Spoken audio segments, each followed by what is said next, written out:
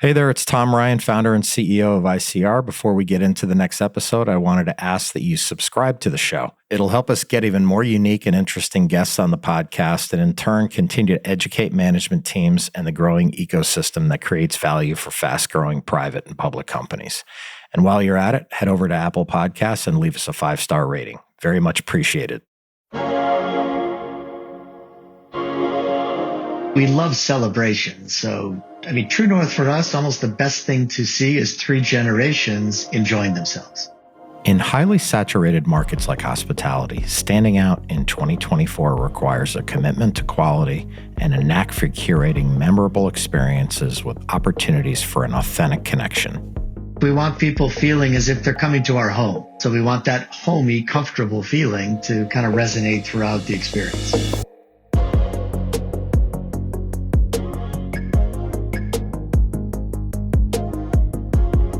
Being a public company can be hard.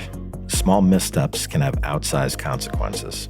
I'm Tom Ryan, founder and CEO of ICR, and over the last 25 years, we've helped thousands of companies understand and navigate the stock market and the media. We'll demystify these and other increasingly complex stakeholder groups so you can focus on what you do best, building your company and unlocking your true potential. This is Welcome to the Arena from ICR.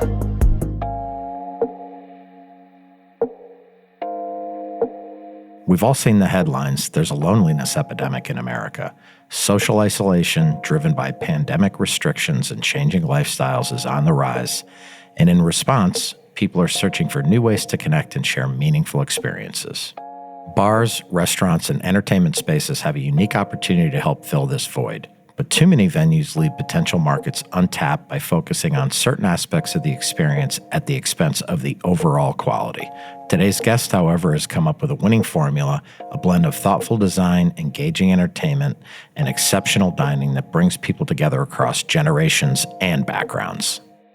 Dale Schwartz is the founder and CEO of the bowling and bocce restaurant Pinstripes, which trades under the symbol PNST.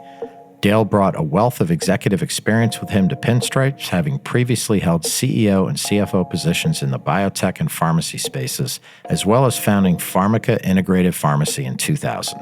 Earlier in his career, he was a principal at Odyssey Partners, private equity firm specializing in leveraged buyouts, venture capital, and recapitalizations. Dale got his start as an analyst in Morgan Stanley's M&A group, attended Colgate University, and holds an MBA from Harvard Business School. Let's enter the arena with Dale Schwartz.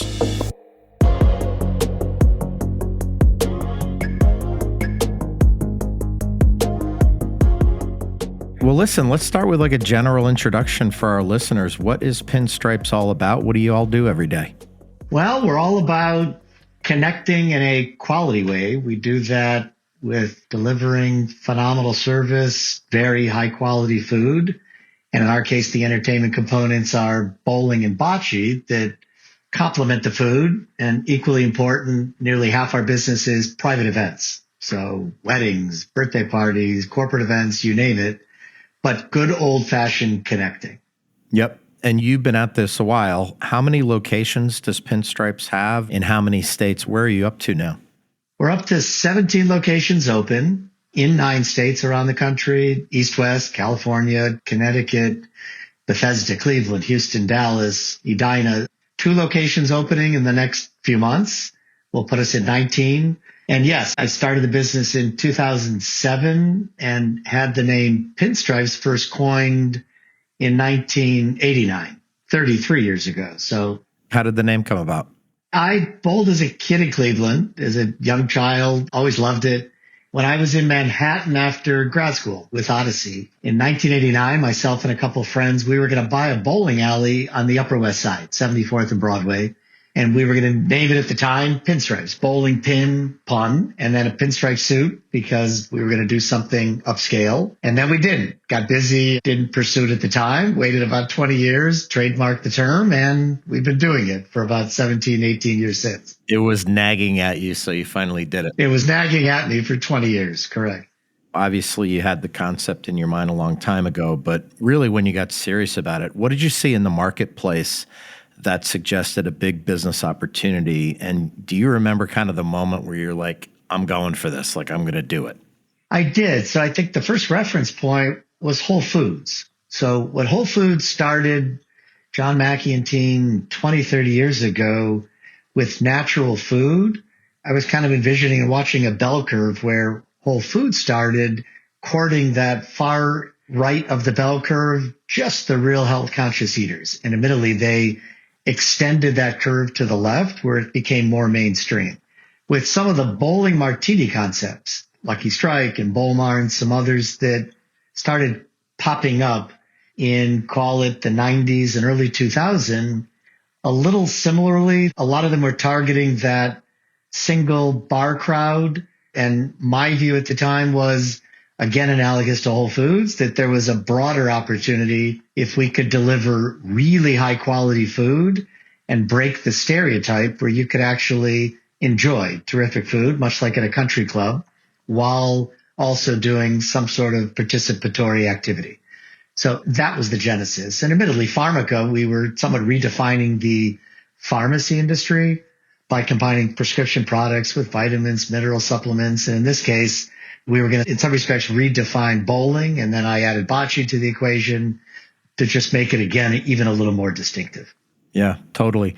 And so for people who might not have been to a Pinstripes, talk about the quality, the design, the ambience. When you walk in, what are you feeling? What are you seeing? Sure. So for starters, our locations are sizable. These are 25 to 35,000 square foot interior locations. Most are on 2 levels with beautiful indoor-outdoor patio space. The overall feel is Napa Valley meets Tuscany. So that Italian-American duality of bocce bowling, Italian-American food, Italian-American wine, design and ambiance wise, we aspire a little the same. So this is not over tricked out with neon lights. It's more timeless quality and rustic. And then when you walk in, you're initially mostly seeing a restaurant and a bar and our pizza oven and often an open kitchen. You may see bocce and bowling, depending on the location. Sometimes bowling is all on the second level, but we somewhat tease the eye with all those different components to cue quality. So that's the overall feel. And then aside from that, you'll see terrific food and smiles and young and old and 3 generations and just that whole combination of community and business people enjoying themselves. Yeah, well, I'm glad you brought that up because I have to think that design appeals to the exact demographics you're going for, which is very broad, correct? How does the design appeal to the demographic that you're going after? Well, we love celebrations. So, true north for us, almost the best thing to see is 3 generations enjoying themselves. But the ambiance you're talking about, the design elements, the lighting is intentionally soft lighting, the music quality and type of music important. So we play quality music, but also the volume. We never really want the music level so high that you can't enjoy a conversation. So that's the other important element. We want people feeling as if they're coming to our home. So we want that homey, comfortable feeling to kind of resonate throughout the experience. 100%. And I think unlike a lot of concepts, you really have the food and the menu figured out because, a lot of places that have entertainment, they might get that right, and the food is just an afterthought, and they're not going to make it. So talk about some of the menu items and the sophistication of the food and the amount of effort and resources that are put into that. No, fair enough. First of all, the food is really important. So as contrasted with most of the other entertainment dining concepts out there, we're a restaurant with entertainment, not a bowling alley or bocce venue with food. So people come just for lunch at Pinstripes. They may come just for dinner or happy hour. They may enjoy bowling or bocce while they're there. But our food, we go to great lengths. So we just brought back a trio of filet mignons. We do a phenomenal maple glazed salmon dish, our prime rib dip with horseradish that's homemade. Our pizzas and flatbreads are phenomenal, most of which are made ourselves in our pizza oven. And I can go on and on. But our food, the quality, the texture, the presentation, scratch kitchen, we prided ourselves from day one in doing. So all those components. And then we do complement that with craft beers from the local community. And then our wine list, whether it's nickel and nickel, Quintessa. We do a really high quality wine selection, red, white, that complements the food in a very nice way. The wine list is insane. I completely agree, and the food is amazing. Talk about the real estate strategy, Dale. What makes a great location for you? You obviously are in several states at the same time, so there has to be like a real ideal situation for you where you're like, you know what, that's like a great location for a Pinstripes. Yes. Well, first of all, most of our locations currently are suburban as contrasted with urban locations. So Georgetown and downtown Chicago are the exception to that rule. But suburban or urban, the first macro issue, we look for areas that are quality with a lot of community. So on the residential side, we look for the right concentration of households that appreciate quality, that can correlate with income level, and somewhat obviously can also correlate with education level. On the corporate side, we also like locations that are not just pure residential, but have enough corporate density. So enough employees in that 3 to 5 mile radius, because we court and do a lot of corporate events, team building events and holiday parties, et cetera. And the lunch business and happy hour can be driven by the corporate presence. We like hotels. Hotel rooms often correlate with the number of employees in an area. And then a little more micro after those macro issues, love to be part of developments where there's exciting co-tenancy and foot traffic. So take San Mateo that we opened about 4 years ago. We're above and next to Apple, and West Elm is 20 yards away, and Shake Shack and a host of others, and contiguous to a successful existing mall. So that foot traffic and other aspirational co-tenants also matters. And then finally, the specifics of the layout and location matter. So I mentioned, we love outdoor patio space, and we want kind of the right presence and visibility and signage and facade. So those are all the different components, generally speaking, that play into when a location works for us.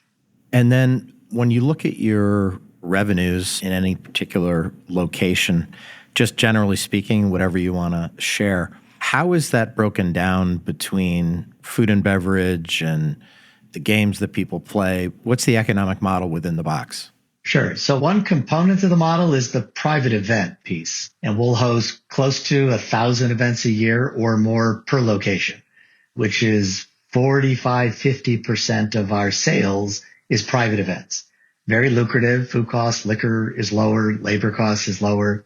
And then in totality, between whether it's what we call open play or private events, gaming, bowling, and bocce is about 25% of our sales. The balance is food and beverage. So 75% of our sales, food and beverage. And then within that food and beverage split, generally speaking, we're about a 65-35. 65% food, 35% liquor, bar. So unlike a number of peers, some peers, 70-80% of their overall sales is gaming, with food being a smaller component. Some other concepts might be 30% food, heavier liquor. We've always been a heavier, high quality food component that plays into our ability to host weddings and host those high quality corporate events, et cetera, and also be that destination for lunch and dinner.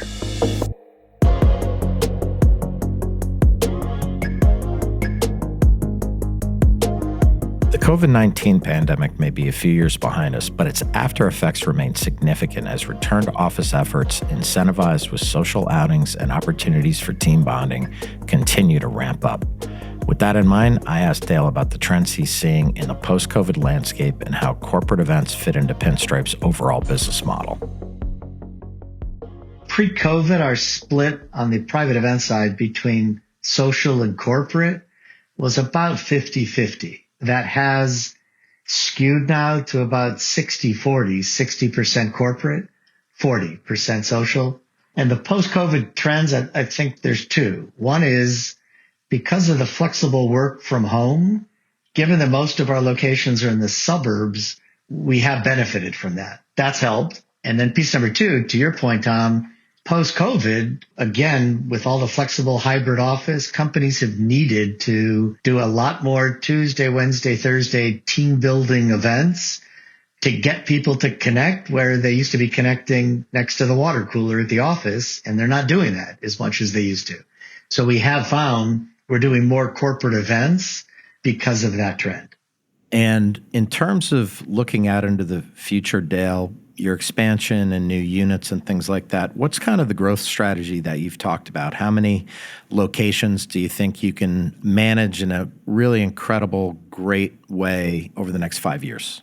So as I mentioned, we'll be at 19 locations in about 2-3 months. The overall white space opportunity for us, Tom, is about, call it 140 Pinstripes locations all over the country, call it over the next 15, 20 years.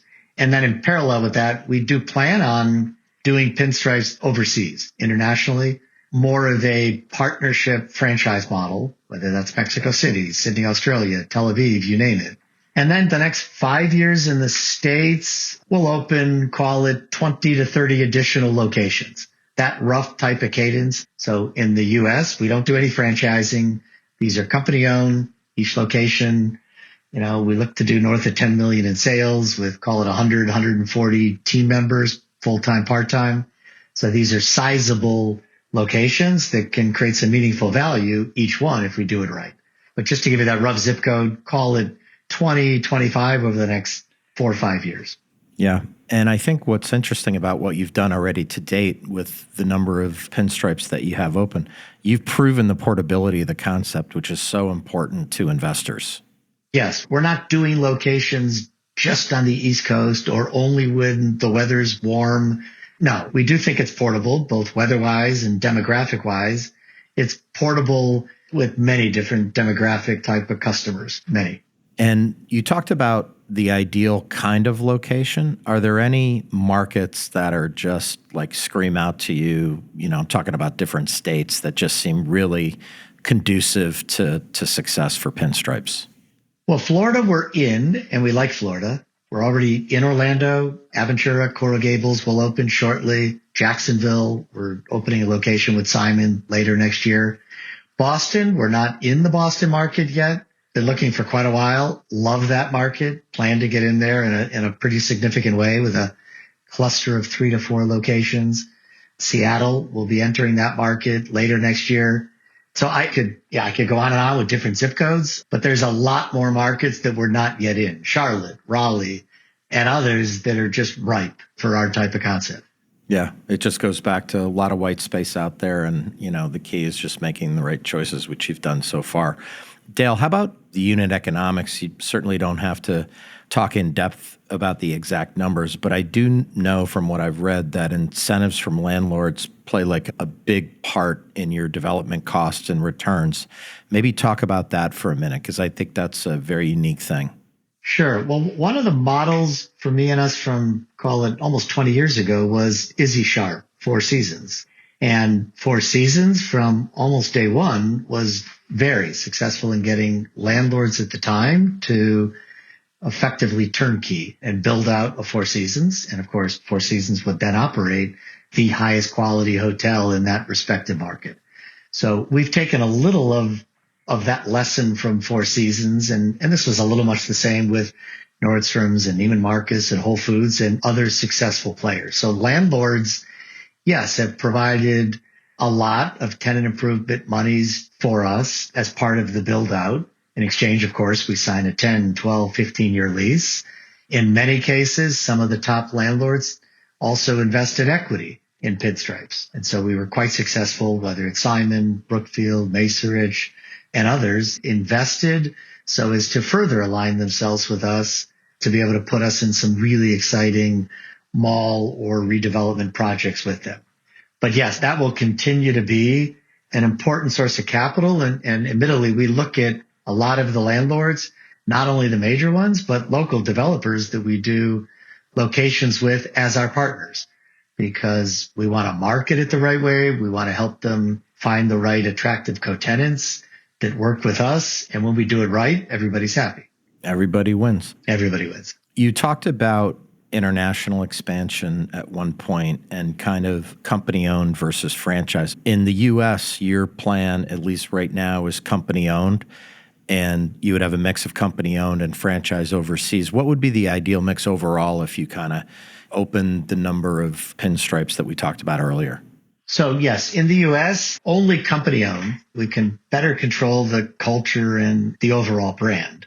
Overseas, almost invariably, we'll do that more with partners. I mean, Canada and maybe the UK, just given the ease of saying language, maybe we would operate ourselves. But for us to do Mexico City, Singapore, Tel Aviv, Sydney, Australia, we need and want partners that better understand the market, the hiring issues, the permitting issues, et cetera. And there's plenty of other examples and models, whether it's Crate and Barrel, Topgolf, others that have gone overseas and done it with quality partners. A lot of the trends of entertainment dining that started in the US pre-COVID were lagging overseas, maybe by 2 or 3 years. Post-COVID, the lag almost disappeared. No kidding. Retailers got hurt overseas. Yeah. People were, during COVID, everybody had to only shop online and couldn't congregate and connect and spend quality time together. And so post-COVID, a lot of these overseas markets are hungry, pun intended, for a lot of that same experiential concepts that have been somewhat a little more flourishing in the U.S. Makes a lot of sense. Obviously, we're sitting here in late 24, been through a pretty wobbly economy, inflation, all kinds of stuff. Things are improving somewhat. But one of the issues that is big is kind of managing costs, and also particularly in an environment like this, when you're managing the business with input costs rising and you have to be, careful with raising prices. What's your philosophy on how you look at that? Yeah, it's a constant balance and a constant challenge. So on the cost side, we've, particularly the last 6-12 months, we've tried to get ahead of it and very aggressive. We've taken out probably $15 million of costs, both at the store level and corporate level, to just run even smarter and tighter. Price-wise, we've been very careful. So we increased prices 2, 3, 4% about 12 months ago. We have not increased prices the last few months. We're being very careful. There's certainly an increased sensitivity. I think there will be a soft landing. If not, we've already stuck a nice landing. That has certainly gotten people a little more comfortable, but we're going to keep our prices very fair, and not fall prey to price increases of 5, 10% that can start being a little problematic. Very smart to play the long game, and you're doing it. Dale, what kind of revenue growth and margin profile have you talked about publicly as it relates to the business over the next 3 to 5 years? What would success look like in that area? We've given rough guidance of call it our legacy or core base of locations doing low single digit or north of that same store sales increases. We've also, in general, given guidance of north of 20% sales and north of 20% EBITDA growth over the next number of years on a consolidated basis. So that's both growth of existing locations coupled with adding locations to the mix. So the growth prospects, call it of that north of 20%, we start achieving that under almost any nomenclature is high growth. Totally. And then the challenge is to manage that growth. People-wise, we're nearly 2,000 team members now. 12 months from now, we'll be north of 2,500 team members. So, just keeping that culture and keeping the quality is often the hardest component. And we go to great lengths to manage that. It's a big job. And my last question, I guess, Dale, is you've been doing this for a while. What are you fired up about the most over the next couple of years with the business? I think, admittedly, 2 pieces. One is to grow. Growth is exciting. It's terrific opportunities for our team to relocate to other locations and have some upward mobility, and the constant chess game as to where to grow and how to do it right. So growth is exciting. And piece number 2 is profitability is equally exciting. So we've laid the groundwork over the last, not just 18 years, but particularly after going public, the last 12 months. And I, myself and the team are energized to just deliver and start seeing even more of that profitability and higher margins at the locations, because growth alone isn't good enough. We also want to deliver the right results in terms of store contribution, EBITDA, and overall profitability. Those 2 prongs keep me plenty busy, as do my 3 young kids. But between all of that, yeah, that's what keeps me energized.